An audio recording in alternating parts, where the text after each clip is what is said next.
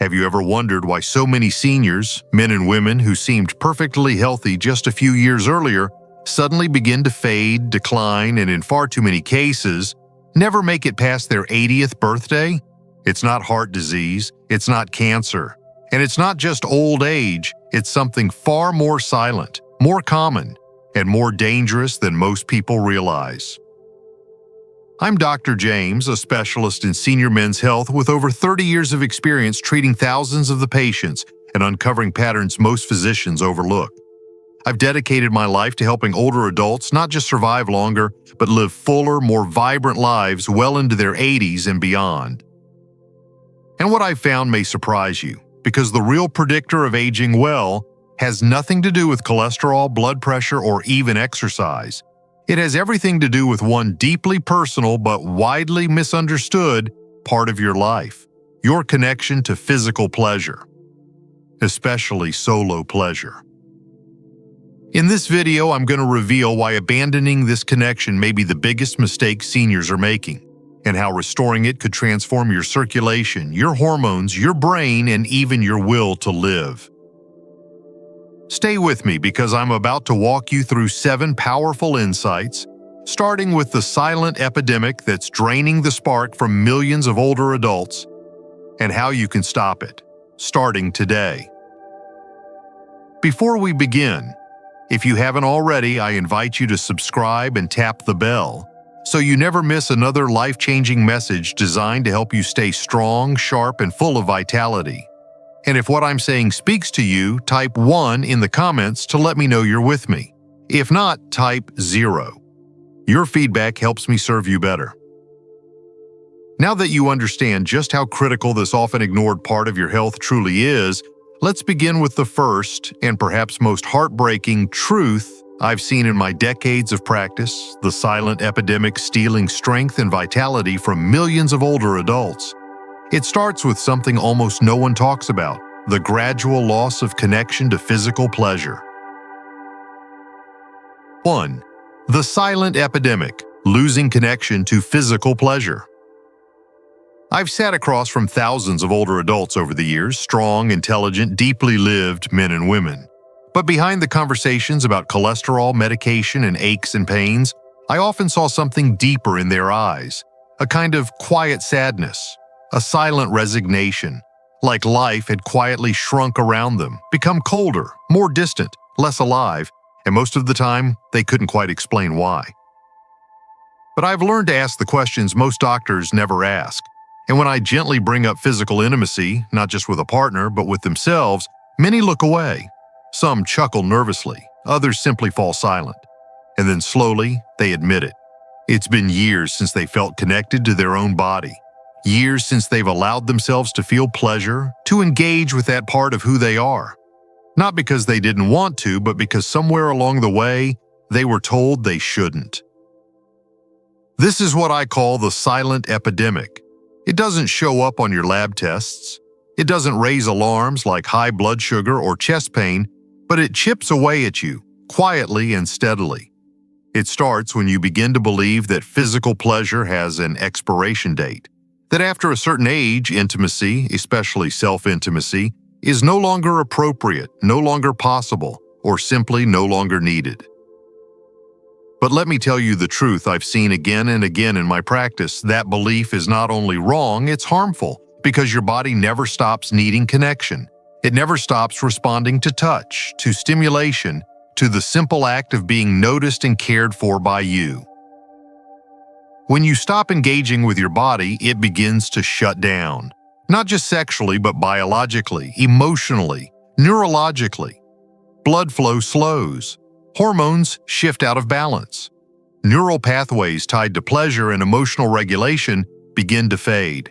Your sleep changes, your energy drops, your motivation to move, to engage, to feel, it all starts to slip away.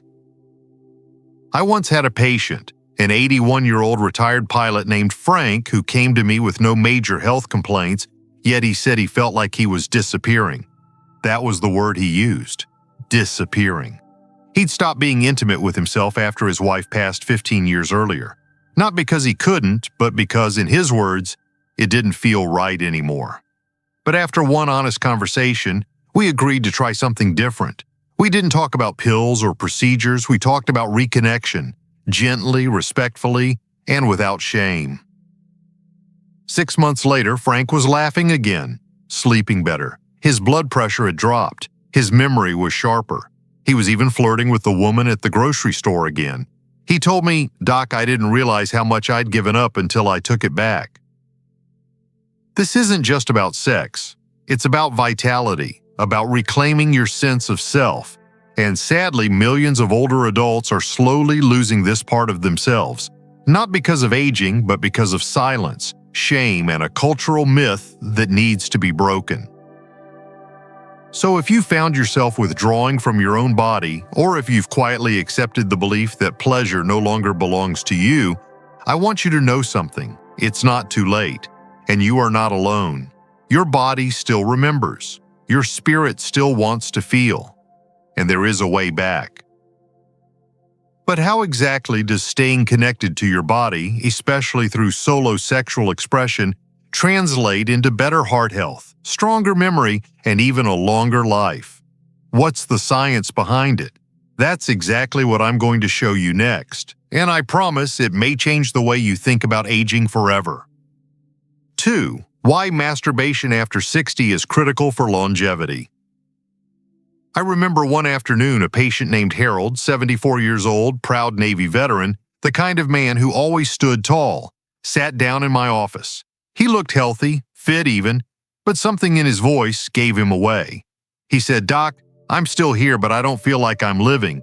It's like I've been idling in neutral for the last decade." When I asked about intimacy, he waved it off. That part of me faded long ago. But here's the thing, it didn't. It just got buried under years of silence, grief, shame, and misinformation. This is something I've seen time and again. Men and women in their 60s, 70s, even 80s, who've given up on self-pleasure because they believe they're too old, too broken, or too far past that chapter in their lives. But biology doesn't agree with that story, because the truth is, your body is wired for connection for as long as you're alive, and when you neglect it, you start to pay a price. Over the years, I began to notice a pattern in my patients. The ones who maintained even a small private practice of solo sexual expression, whether once a week or a few times a month, had something the others didn't. They had color in their cheeks, their skin was more vibrant. They smiled more. They were more mentally alert. They had this quiet but unmistakable aliveness. Science supports what I was witnessing firsthand. When you engage in self-pleasure, you're not just indulging in a fleeting moment, you're triggering a cascade of biological benefits that impact your entire body. Blood vessels dilate, circulation improves, especially to critical areas like the brain, heart, and sexual organs. This increased blood flow delivers oxygen and nutrients that help those tissues stay functional and youthful. But it doesn't stop there. Endorphins flood the system, lowering cortisol and helping the body relax. Dopamine and oxytocin rise, improving mood and enhancing emotional resilience. Testosterone gets a gentle boost even in older men, helping preserve muscle mass, bone density, and libido, all essential for long-term vitality. And perhaps most fascinating of all, the brain lights up during sexual stimulation. Multiple areas, memory centers, emotion regulators, decision-making hubs, get activated. You are literally exercising your brain when you engage in pleasure. It's not about climax.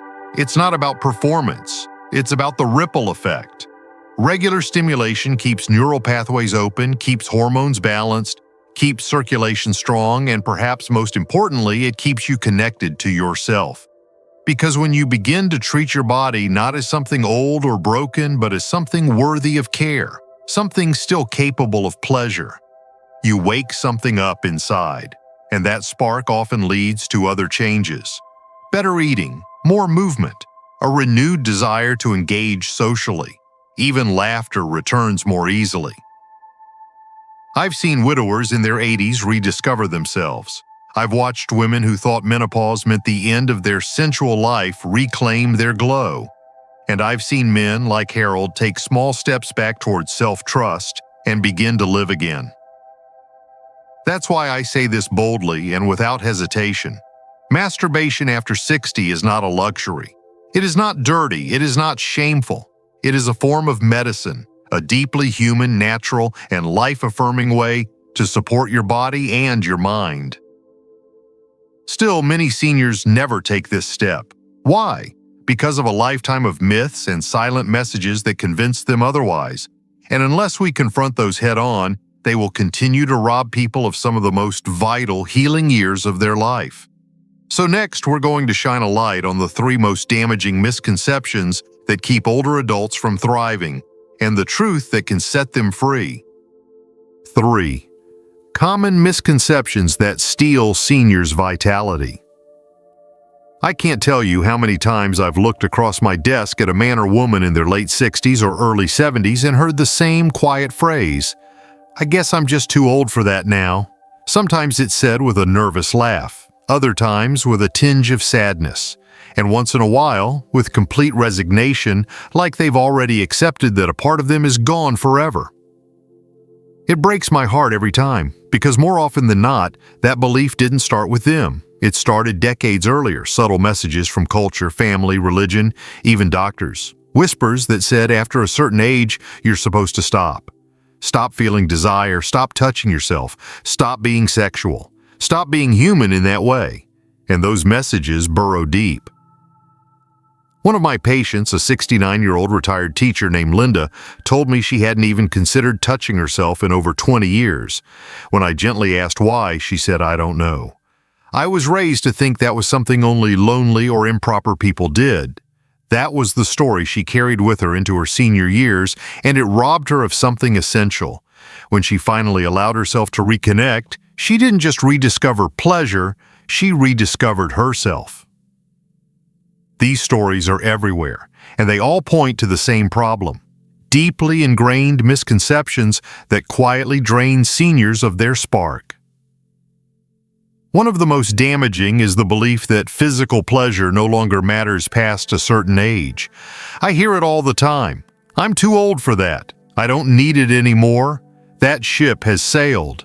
But here's the truth. Your need for connection, for sensation, for emotional and physical intimacy doesn't go away. It changes shape, it softens, it deepens, but it never disappears.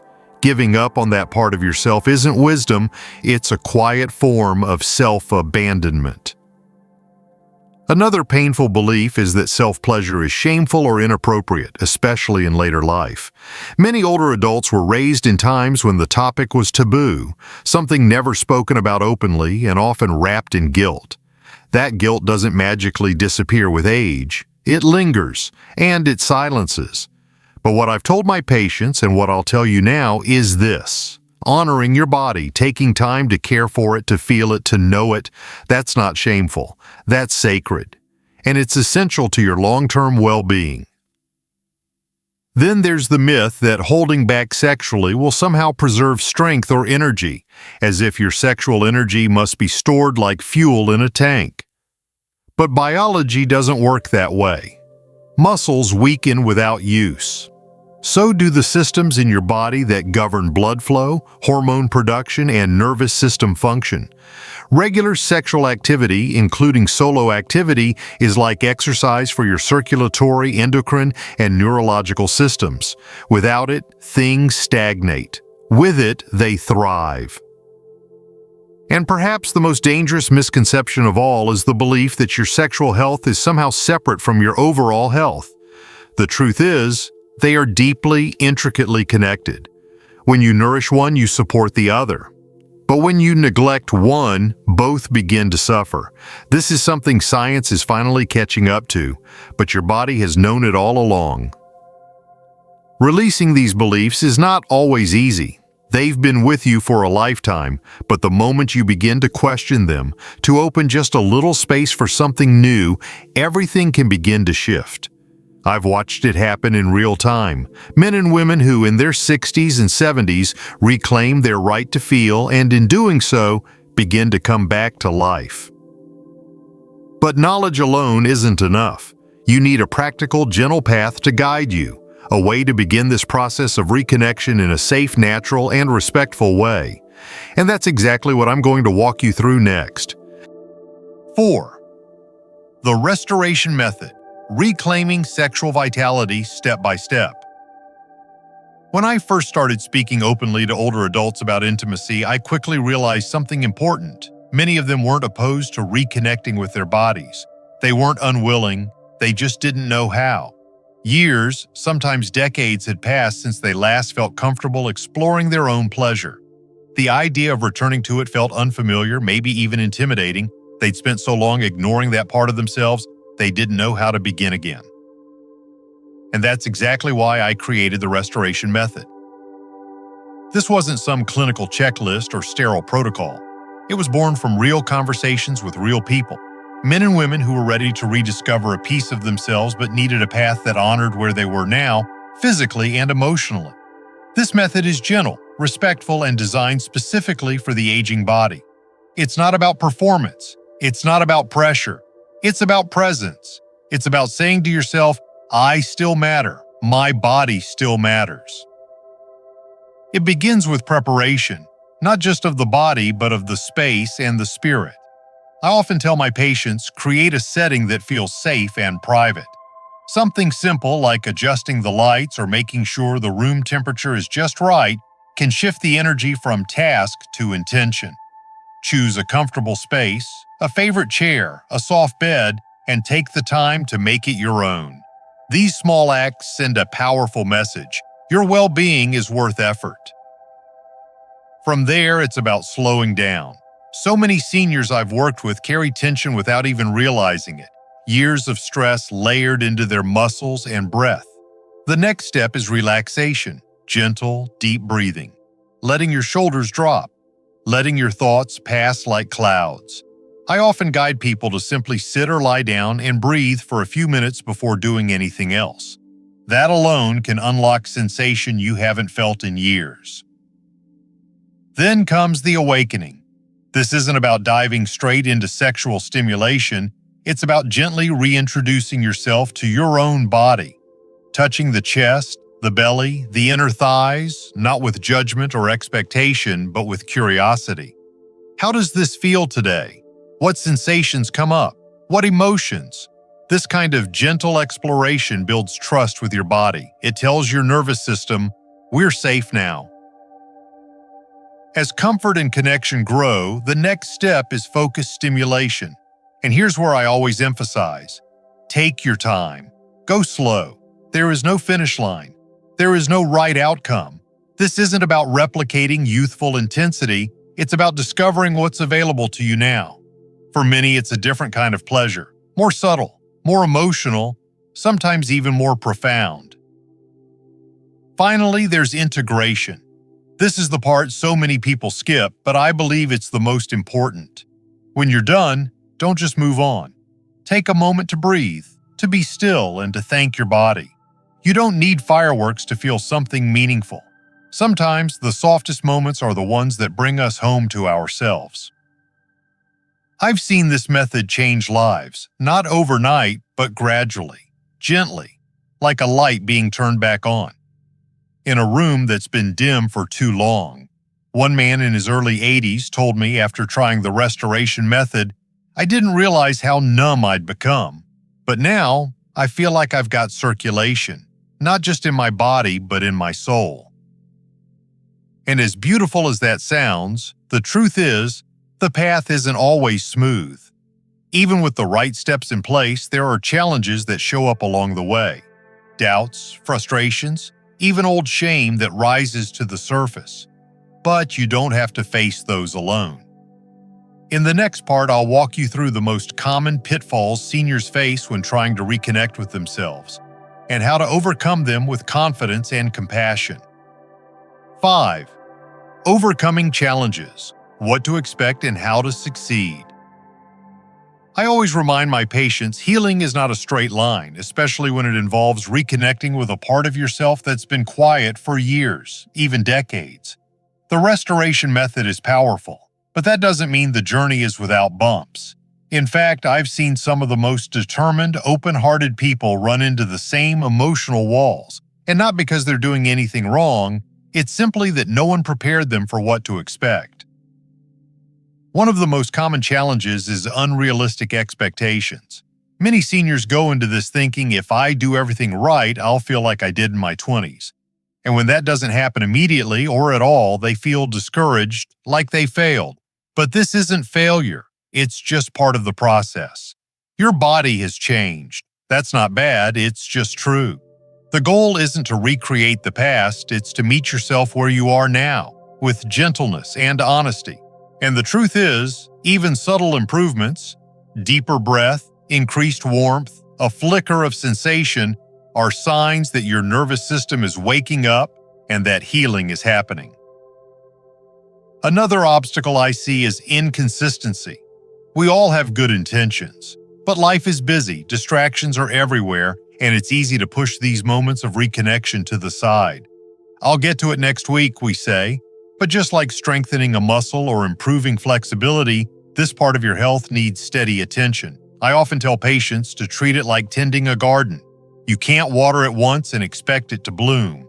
A few quiet sessions each week, not out of obligation, but out of respect for your own well-being, can create profound change over time. Then there's performance pressure.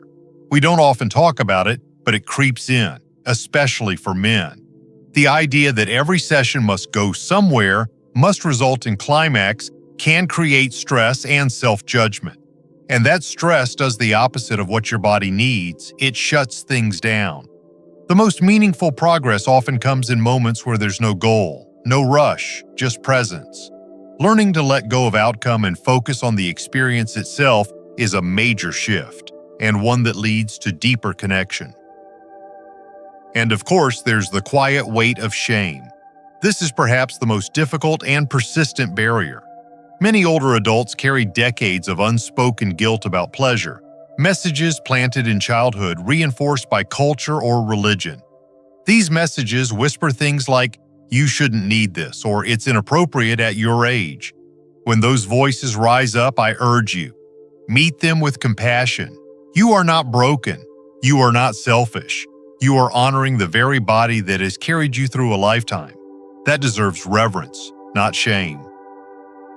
Over the years, I've seen people break through these challenges not by pushing harder, but by softening into kindness toward themselves. They stop comparing, they stop judging, and they begin to listen.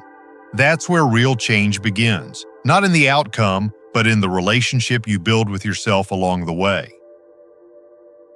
One woman, 76, said something to me after a few months of this work that I'll never forget.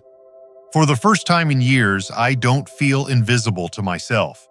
That's the power of staying with it, even when it's hard. But what if you're ready for more? What if these small awakenings have sparked a deeper desire to fully restore not just your connection to pleasure, but your entire sense of health, energy, and emotional strength? Because that's what's possible. And in the next section, I'm going to share the system that's helped countless seniors rebuild their vitality from the inside out. What you're about to hear may shift everything you thought was no longer possible. 6. Real stories, real change. Sometimes the most powerful proof isn't found in a study or a textbook, it's found in the quiet transformation of a person who thought their best years were behind them. I've been privileged to witness those changes again and again. Real people, just like you, who chose to believe that a new chapter was still possible. And in that belief, they found something they never expected: life returning to their body, their emotions, their spirit. I think of George, a 79-year-old former factory worker who'd been widowed for over a decade. He came to me mostly because his daughter had begged him to see a doctor about his fatigue. What she didn't know, and what he hadn't told anyone, was that he hadn't felt any real joy, physical or emotional, in over 12 years. He wasn't depressed in the clinical sense, but he felt flat, distant, unplugged from life. When we talked about his connection to his body, he got quiet. Then he told me something that stayed with me. He said, "It's not that I didn't want to feel again, I just didn't think I had permission anymore." That word, permission, hit me hard. So many seniors are silently waiting for someone to tell them it's okay. that they're still allowed to feel pleasure, to touch their bodies, to be alive in that very human, very personal way. George had been waiting for over a decade. We started small, no pressure, just a few minutes a couple of times a week where he sat with himself, breathed deeply, and gently explored touch, not with expectation but with care. After 3 weeks, he called to tell me he was sleeping better. After 6, he reported feeling more energy during the day. But the moment I'll never forget came at our 3-month check-in. He said, "Doc, I walked past a mirror the other day, and for the first time in years, I didn't look away." That kind of healing can't be measured by lab work, but it's real, it's profound, and it's available to anyone willing to take that first step. Then there was Clara, 73, a retired nurse who had spent most of her life caring for others. After her husband passed, she focused on her grandkids, her garden, her church, but not herself. She told me she hadn't even thought about her own pleasure in nearly 2 decades. That part of me died with him, she said. But the truth was, it hadn't died. It had just gone dormant. When she finally gave herself permission to reconnect, something remarkable happened. She said colors looked brighter, food tasted better, she laughed more, and her blood pressure, which had been stubbornly high for years, finally dropped into a healthy range. She told me she hadn't felt that kind of lightness since her 40s. These stories aren't miracles. They're reminders. They show us that the body, even in its later years, is still capable of awakening. The heart is still capable of feeling, and the mind, when given the chance, is still capable of changing its story. If you're watching this and thinking, maybe that could be me, then I'm here to tell you, it absolutely can. You are not too old, you are not too far gone. You don't need to settle for feeling flat, tired, or disconnected. There's a path back to vibrancy, to confidence, to feeling something again. And in the final part of this journey, I'm going to show you how all of these pieces come together. Not just to restore pleasure, but to rebuild your energy, your strength, and your vitality at every level. If you've been waiting for a roadmap built specifically for this season of life, it's time. What you'll hear next may be the most important health message you've heard in years. 7. The Complete Restoration, a system for lifelong energy and strength. By the time most seniors reach their 70s, the world expects them to slow down, take it easy, wind things down. But what if I told you that slowing down isn't always the answer? What if I told you that even in your later years, your body is still capable of rebuilding, not just sexually, but physically, emotionally, and energetically? I say this because I've watched it happen over and over again, and the turning point always comes when someone stops settling and starts rebuilding. This is where the complete restoration begins. You see, everything we've talked about so far, reconnecting with your body, challenging the myths, gently reawakening pleasure, these are essential foundations. But if you really want to experience lasting vitality, deeper energy, and emotional clarity well into your 70s, 80s, and beyond, you need a system, a rhythm, a simple, consistent set of practices that bring all of this together in a way that works for your life, not just your younger self, but who you are now. I built this system over years of working with seniors from all walks of life. Veterans, teachers, farmers, accountants, widows and widowers. People who came to me not looking for magic, but looking for something real. And what I gave them was a structure they could trust, something that respected their limitations while reigniting their strengths. At its core, the complete restoration system is about integration.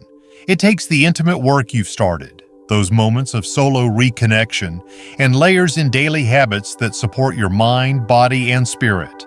It starts with breath work, simple but powerful breathing patterns that enhance circulation, calm the nervous system, and retrain your body to relax and receive.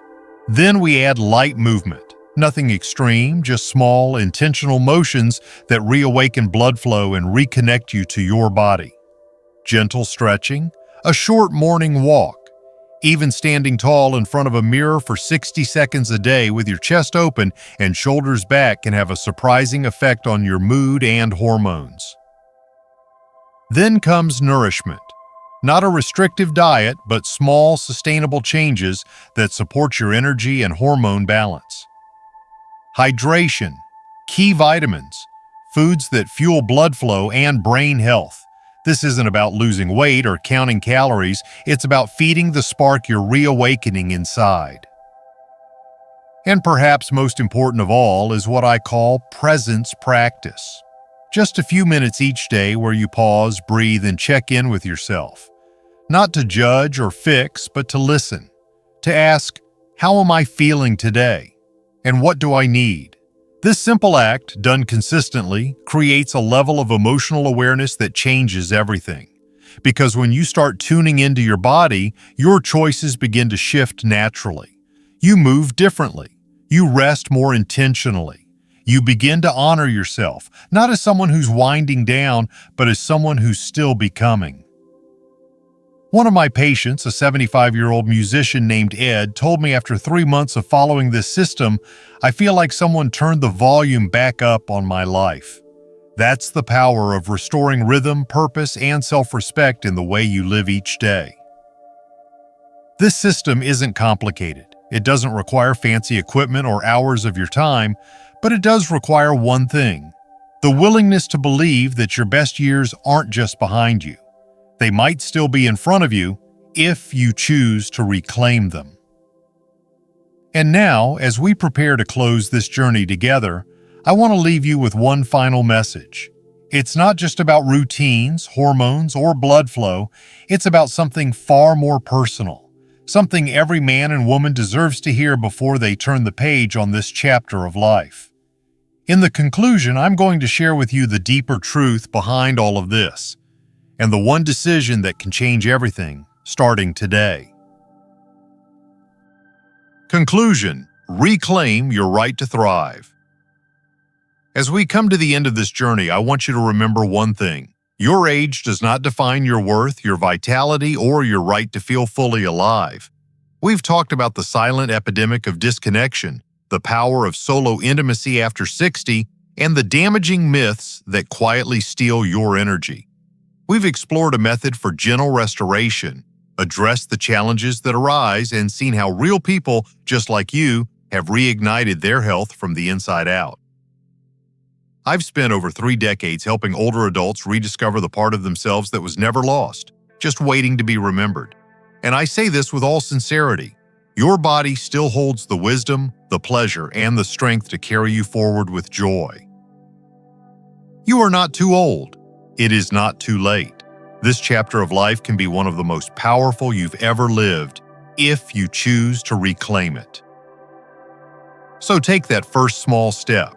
Trust your body again, and write these next years with strength, with dignity, and with the fullness you were always meant to feel.